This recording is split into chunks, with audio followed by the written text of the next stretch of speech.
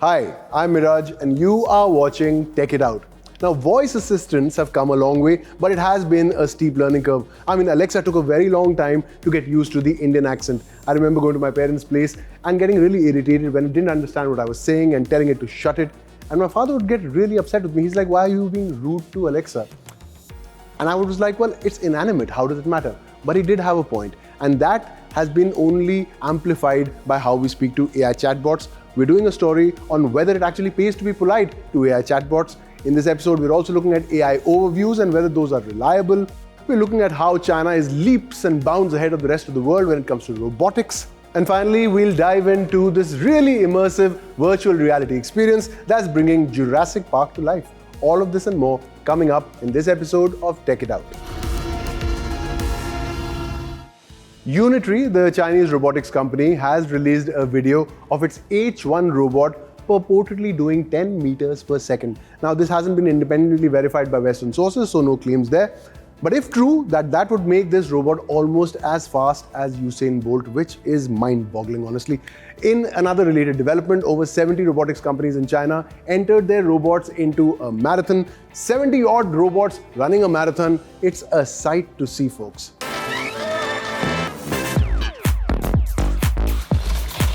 In Beijing, humanoid robots are being pushed beyond controlled lab conditions and onto real city roads. The idea is simple: to test how machines perform when they are not in simulation, but in real urban environments. A complete road rehearsal for the 2026 humanoid robot half marathon was conducted in Beijing's E-Town development zone.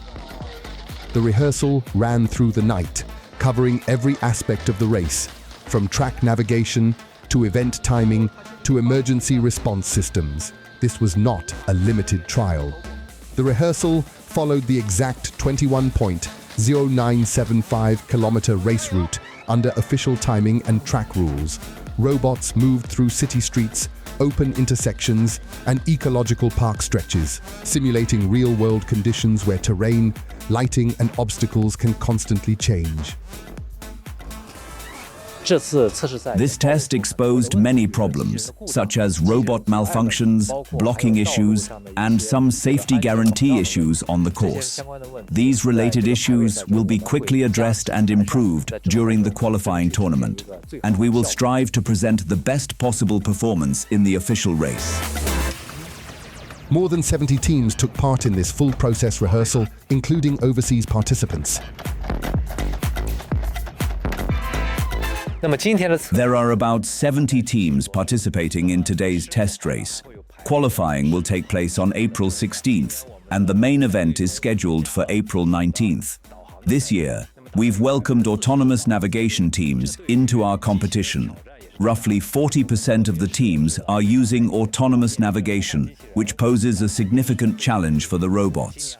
We have specifically established a top endurance award, which tests the longest distance a robot can travel on a single battery without being replaced. We have also introduced a completion award this year. Any robot that finishes the race will receive a reward. We hope this will encourage more developers to participate in this competition and contribute to the robot industry.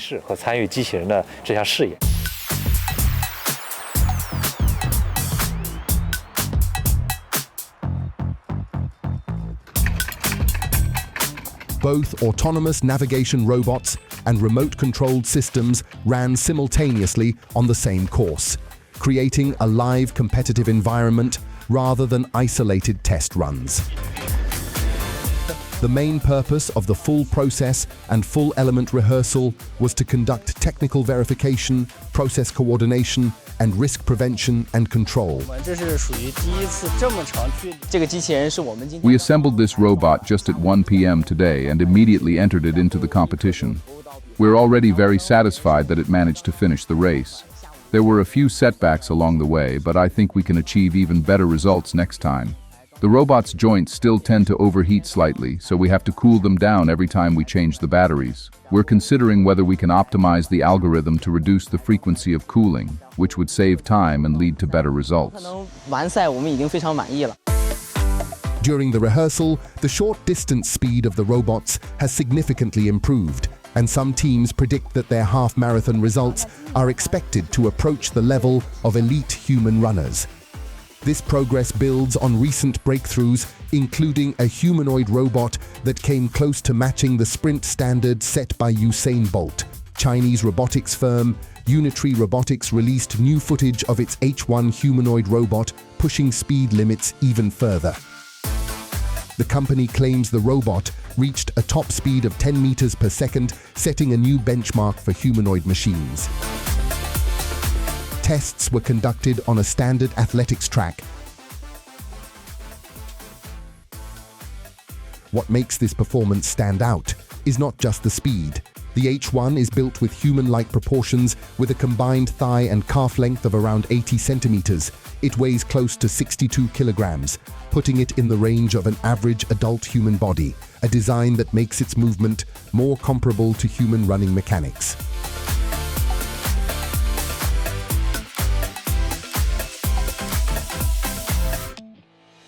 How do you speak to your favorite AI chatbot? Are you firm? Are you assertive? Are you polite? Are you kind?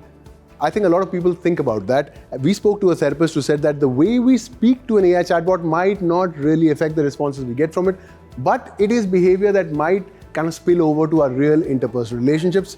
Sam Altman, on the other hand, says that if too many people start saying please and thank yous to chatbots, then it actually generates, or rather uses, a great deal of energy and should ideally be avoided.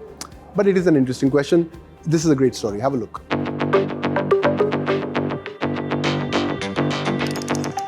Not too long ago, people started believing that talking to artificial intelligence was an art form. Some swear by threatening it. Others insist that a simple please and thank you makes all the difference. And then there are those who believe that you need to outsmart it with cleverly constructed prompts. It's all part of what is now called prompt engineering, a growing playbook of tricks designed to get better responses from tools like ChatGPT, Gemini or Claude. But according to experts, much of this so-called wisdom simply doesn't hold up. In some cases, it could even be misleading. Because while how you speak to AI does matter, it is not in the way most people think. The moment we interact, whether that interaction is with a machine also, right? We feel like there is a human at the other side because the response is not that, because we are using a language, there is a tone, there is a back and forth response. So our brain automatically treats it like some communication is happening. Large language models don't understand language the way humans do. They break everything that you say into tiny pieces called tokens and then use statistical patterns to predict what comes next. Which means every word, every phrase, even an extra comma can influence the response.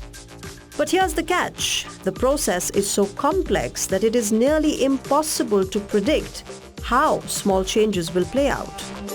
Researchers have spent years testing prompts and looking for reliable patterns, but much of that evidence remains inconsistent and inconclusive. For instance, a 2024 study by Cornell University found that polite requests can sometimes lead to more accurate responses. But even that comes with a caveat. Experts say that AI models have improved dramatically in just a few years, to the point where tricks like flattery, politeness, insults, or even threats are largely a waste of time. If your goal is accuracy, they simply don't make a meaningful difference anymore. With AI, it's all about, the prompts, the command that we are giving, accuracy, right?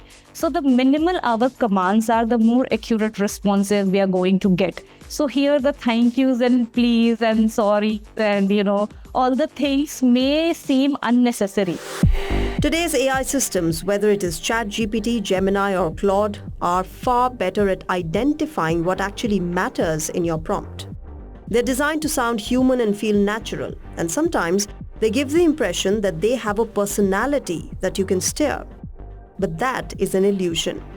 They don't have moods, intentions, or awareness. They're mimics, not minds, simulating human behavior, not experiencing it. And yet people treat them like they are humans. These days, there's a lot of emotional dependency which people are also developing over AI, right? And this basically happens when we, start to depend on AI for the emotional comfort, like for, venting out, like sharing feelings, seeking reassurances, more than we do with our, real people. Now, here it gets very risky. Okay, why it becomes very risky? One, we learn to avoid the real life conversations because, in real life, the people can be, very complex. The AI is, algorithm. It does not understand the humans, complexities of emotion. For example, the AI is never going to disagree with you, or is never going to, get angry with you, or is never going to contradict you. A 2025 survey by Future PLC found that 70% of users are polite when interacting with AI. Most say it is simply the right thing to do, but 12% admit that they are being nice just in case of a future robot uprising. So this is more about who we are than what AI is. Okay, so we interact, and when we interact, there's a lot of things which are involved, like our internalized values. Values of respect, empathy, chivalry, politeness, which we have learned during our early childhood, which is a part of our social conditioning. Okay.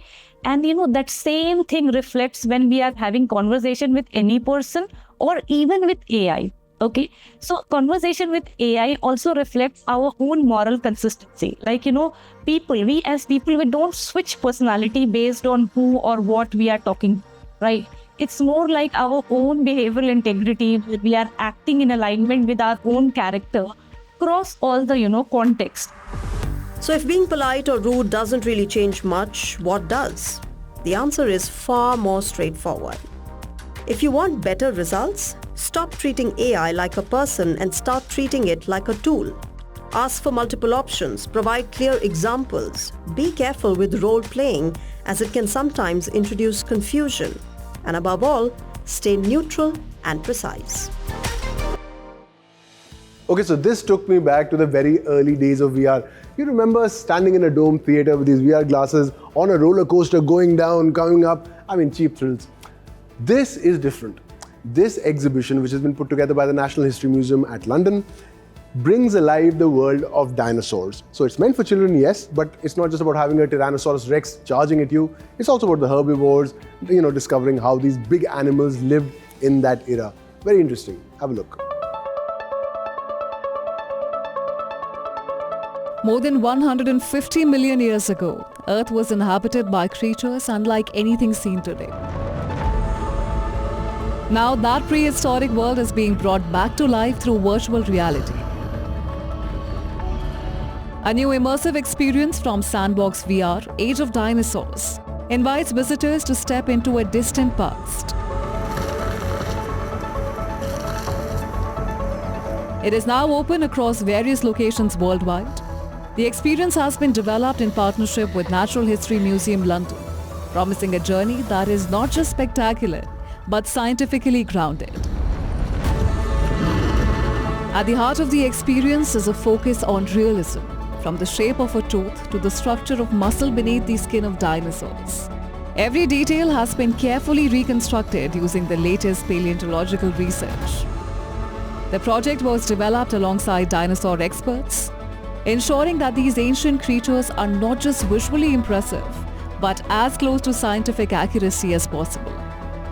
We did just about everything we could to make the animals look accurate. Now, when you're talking about animals like dinosaurs, that involves, getting the articulations of their bones in the right places, of putting their muscles in the right places, making sure their skin or feathers, whatever's on the outside, moves accurately. If you see them open their jaws and if you can see the inside of their mouths, you have to get that kind of, those technical details correct. But this experience is not just designed to be watched, it is meant to be felt and experienced as an interactive adventure game. Using full body motion capture and precision tracking, visitors can move freely through the virtual world with haptic vests and a physical dimension, allowing them to sense vibrations and even the heavy footsteps of a passing dinosaur. Players explore the prehistoric landscape in groups, joined by a virtual guide, Aluna, and her robot dog. Along the way, the experience introduces gameplay elements like searching for clues, feeding hungry dinosaurs, and even racing to rescue vulnerable Tyrannosaurus hatchlings. The sort of code name we had for the project was Time Machine, and that's really what we wanted to create, not just something you can see, but something you can interact with, something you can feel, something where you can walk amongst the dinosaurs and actually feel their footsteps.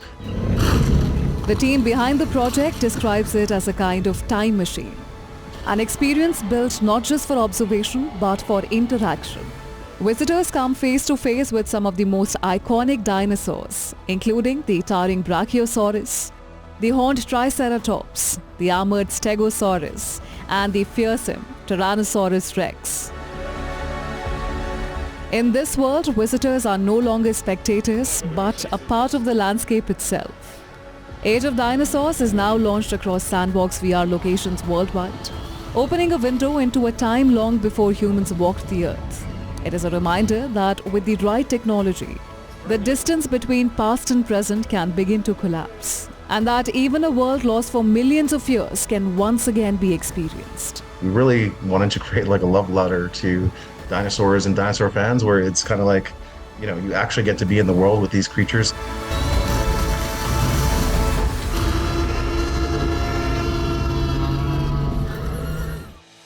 I'd be lying if I said I wasn't still thinking about that AI Polite story. I really do think about how I am sort of interacting with AI after doing that story. But one of the interesting findings that the team came up with when they were researching for the story was that a large number of people are polite to AI not just because, well, they're polite, but because they're afraid of some robot AI uprising in the future when they might have to pay for it, which is funny. The thing is, anonymity does this to us, which is why internet trolls survive. I mean, if your identity is masked, then somehow you can be on your worst behavior and you can do so without fear of retribution. But surely, I think we're better than that, aren't we? I'm going to leave you to think about that. Have a great weekend. Keep watching Tech It Out. Like us on social media. Until next week, this is Miraj signing out. Bye-bye.